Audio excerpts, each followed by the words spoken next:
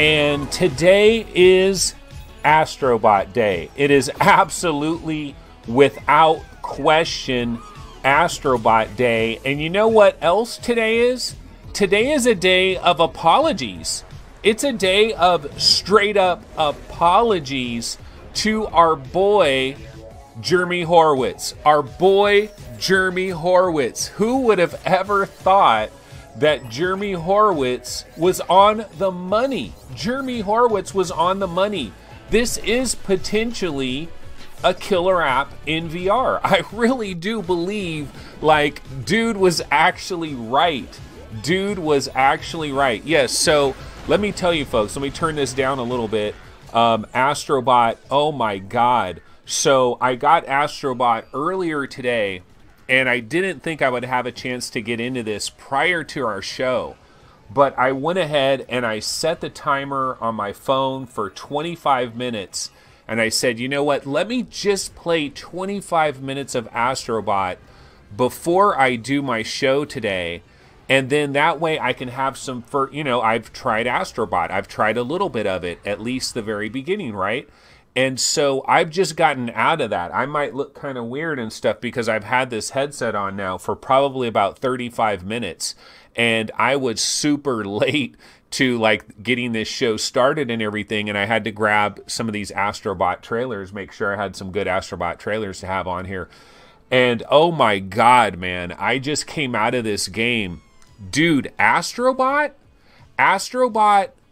may be the best VR game I've played, period. The best VR game. Astro Bot is up there, man. It is up there with Fallout 4 VR. It's up there with the Talos Principle VR. It is up there with Skyrim VR. It's up there with Resident Evil 7. It is up there with Wipeout VR, Subnautica. Whatever the best VR game is that you can possibly think of, Astro Bot is there, man. Astro Bot is right there. Oh my God. And then the other thing is, playing this game, when you play this game, like I just got out of this game. I just played this game earlier. Like, who switched out my PlayStation VR headset? How the hell did I get a brand new PlayStation VR headset? Because the visuals in this game are so clean and they're so crisp. Japan Studio, like, let's give major props where major props are due, because Japan Studio, oh my God, look at these images that I'm seeing right here. I'm looking at some of these images. After experiencing what I just experienced, I'm imagining, oh my God, this shit is going to be surrounding me. 52 levels of Astro Bot, and virtually every minute that you're playing this game, like every other minute, you start smiling and giggling. There are so many clever little touches that are done. So many, oh my God. The thing about it though is, as incredible as Astro Bot is, and it really is freaking incredible. Like, Astro Bot is really on another level. But as incredible as it is, there's still going to be people out there that they play Astro Bot for 10-15 minutes and they're going to be like, wow, this really is colorful, this really is cheerful, this really is happy, this really is sunshine and rainbows, but it's not what I'm looking for. There's going to be people out there like Arrowin X, my good buddy Arrowin X. He's poured thousands of hours into Sariento VR. He's a hardcore VR player, but I've talked to him. I've had conversations with him where it's like, nah, man, he just can't get into third-person VR. And so, like, Hellblade, Senua's Sacrifice, Chronos, Edge of Nowhere, Bound, all the incredible third-person games, Moss, so many others, right? All these great third-person games that we've had. Like, some people just won't go down that road, and it is terribly unfortunate because, oh my God, dude, I can tell you straight up, I am going to put my wife and both of my sons, I am going to sit them down with Astro Bot, and I am going to force them to play 10 minutes of this game. I'm going to force them to play 10 minutes of this game. And you know what's going to happen? They're not going to want to stop playing. They're not going to want to give up the headset. See that level right there where it's kind of like this construction level with the construction beams and all of that? That is the level I was just in. And do you know how freaking crystal clear and how sharp? I don't know. What is Sony doing? Like, what magic, what wizardry is Sony doing with this headset that it looks a million times better with Astro Bot? Astro Bot looks like it's running on a different platform. Astro Bot looks like it's running on PSVR 2. It is so clear. It is so crisp. There's none of that Vaseline crap going on. None of that Drive Club VR thing going on. This, oh my God, guys. Do you realize this is like Christmas morning? This is Christmas morning. I was there, man. I was there in 1991. It was very late August of 1991. I bought a Super Nintendo. I bought a Super Nintendo the day it came out, man. We're talking like August 26 or something of 1991. I was there. I bought a Super Nintendo. I bought Pilot Wings and I bought F-Zero. And I took it all home. And there was a game cartridge that was in the box. It was called Super Mario World, and it was freaking spectacular. It was so incredible. Super Mario World, I just played that game over and over and over again. I mean, that game kept me enraptured for probably 4 or 5 months, Super Mario World. And this is kind of that Super Mario World moment. Dude, Jeremy Horwitz, I'm telling you, dude was on the freaking money. This is not just Robots Rescue. This is not just like 8-9 hours of Robots Rescue. This is beyond that. Whatever Japan Studio is doing here, they need to share this with the rest of the PlayStation VR development community because the graphics are crystal clear. I cannot stress this enough. The Sony headset has some issues in terms of resolution. It doesn't have the God rays. That's the one thing that PSVR has always had. But the clarity in this game is really on another level. Everything is just so clean and so crisp. When this game first started and my little robot guy was running around, I was like, dude, fucking pinch me because this is not real. I'm looking around at this area and everything is just so goddamn clean and so goddamn clear. I can tell you that when I get an opportunity, I'm going to sit down with Astro Bot sometime this evening and I'm probably just going to play this for like 3 hours straight. I'm basically going to play this for 3 hours straight. So John Edwards says, was that actually what Jeremy Horowitz was teasing? It's Horwitz with just one O. And dude, my apologies. Jeremy Horwitz from VentureBeat. Straight up, man. My apologies. I did not see what you have seen. And now I have seen what you have seen. And this is top 5 material. Ladies and gentlemen, this is the best PlayStation VR game, period. Above Resident Evil 7, above Wipeout VR. And this is going head-to-head with Fallout 4. It's going head-to-head with Skyrim VR. It is going head-to-head with Lone Echo. I know this may not be your genre. I totally understand that. You guys might not have been into 3D action platformers since you were playing like Spyro and since you were playing Ratchet and Clank and Jak and Daxter. You know, this kind of 3D platforming game may be a genre that you haven't been interested in since the early 2000s, and I totally get that. But holy shit, Japan Studio, they stepped up to the plate and they freaking yanked it. I mean, they yanked it like a straight line drive home run that just went straight over the bleachers and right out of the goddamn stadium. I have only played 25 minutes of this, and I've already seen enough to tell you that we could be looking literally at Game of the Year right now, like done. It's over. Game of the year has been locked down. I mean, I'm just looking at some of these levels. Look at those clouds. Dude, the sun, the lighting in this game, like even you graphic whores are going to like this because the lighting, it has a realistic look. There's definitely stuff that Japan's, this is not just platformer love. This is not just, oh, Anthony was a fan of these games back in the 90s and he has this special place in his heart for Sonic and for Mario and for Aero the Acrobat and for Kid Chameleon and for all the great platformers that we had back in the 90s. And I do have a special place in my heart for that. And I got a special place in my heart for Super Mario 64. I am Rutz is saying, bro, honeymoon period. Okay, if this is the honeymoon period, this is the definition of a honeymoon period. This is honeymoon like a mofo. This is a honeymoon in freaking Tahiti with the baddest broad in town. This is the ultimate honeymoon that you could possibly ever imagine. So yeah, maybe I am in a honeymoon period, but goddamn, this honeymoon is a honeymoon to rave about. Now, I will say this, like if we wanted to try to go down the negative road, maybe it's too goddamn easy. You know, maybe it's too easy. That would be the real worry with Astro Bot, is that it's just too damn easy. I still think it's going to be incredibly fun and it's going to put a huge smile on your face.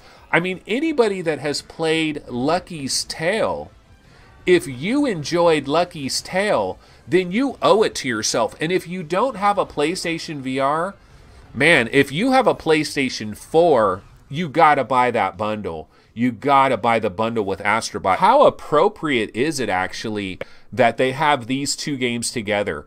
Because Polyarch, I guarantee you, if I were to talk to some of the people at Polyarch that created Moss, they were inspired in some way, had to been inspired by Robots Rescue on October 13th, 2016, which Robots Rescue was basically like a 13-minute preview for what we were going to get 2 years later with Astro Bot. And Sony delivered, man. They delivered. This is one of the rare circumstances where they actually freaking delivered. Holy smokes. This is one circumstance where the hype was not overblown.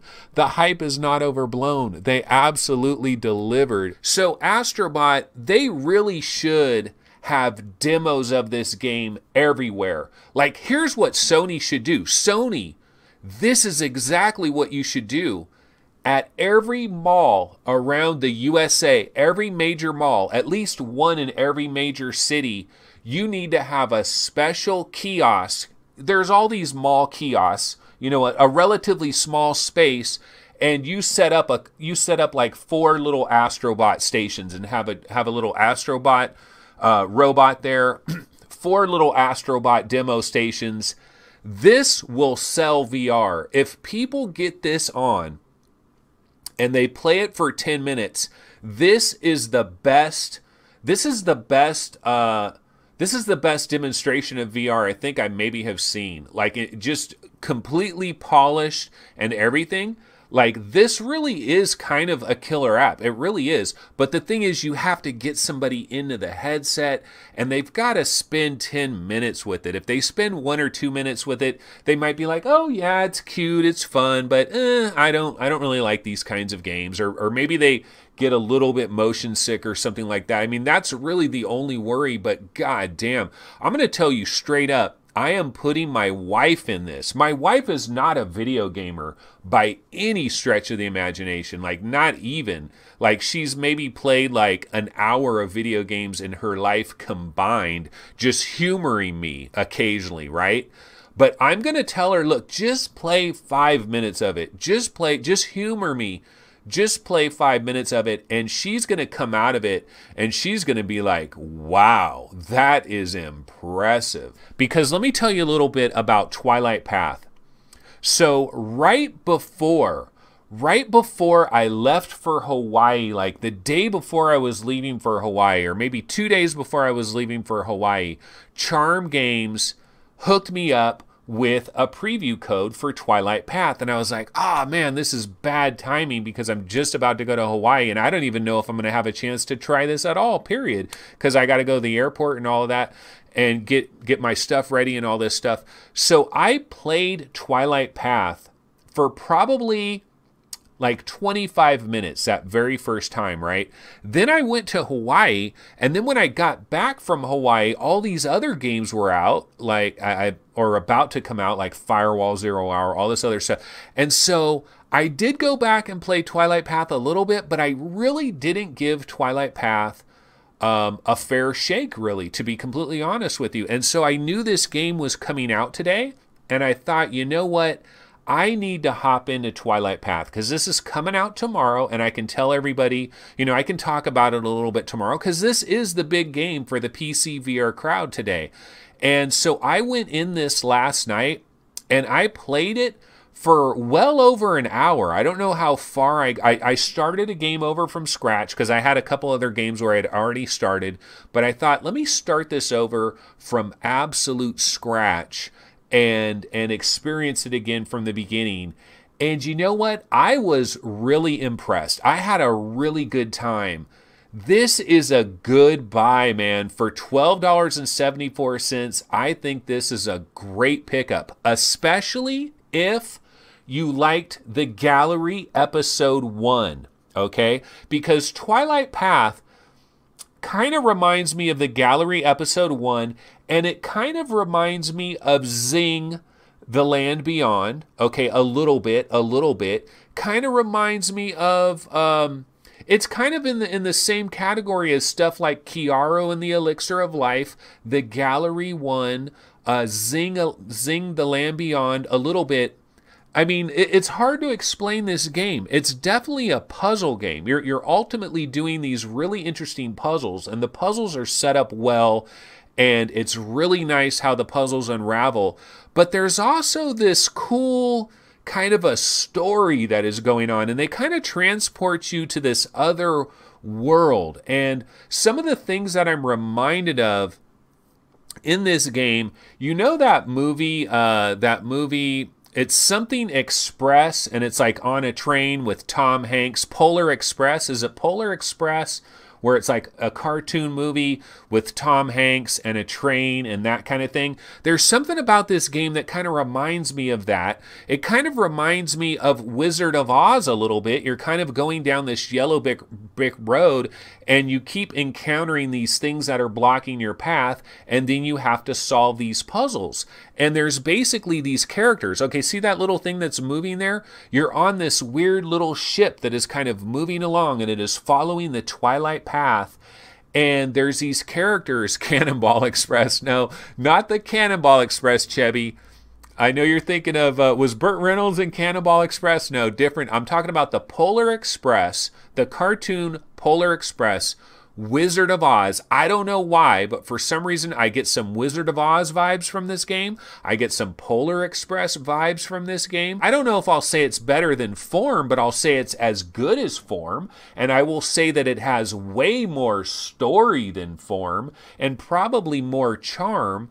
And really, if you want something that is kind of like a fairy tale, kind of mystical, kind of upbeat, and kind of takes you to a happy place, the good feel game of the year with a couple of interesting little characters. There's some characters that are in this game that are voiced. They have voiceovers. They're kind of cute. They're kind of interesting. Paradise Decay says, I enjoyed the story and characters more in Twilight Path. Yeah, I mean, did Form really have characters or really a story in the grand scheme of things? I mean, I don't know. I feel like Twilight Path is much more of like a story, a little adventure. It's short. This is short. You can kind of consider this like a really high-end experience with relatively light puzzles. And I believe especially if you get it for $13, $12.74, I don't see how anybody can go wrong with Twilight if you like that kind of game. If you can take your time and you like a slower game and you don't mind an easier game that is more experiential. Dude, Hybrid, you are missing out on one of the 5 best games ever. Ever. All right, guys, I will see you next time. Take it easy. Later.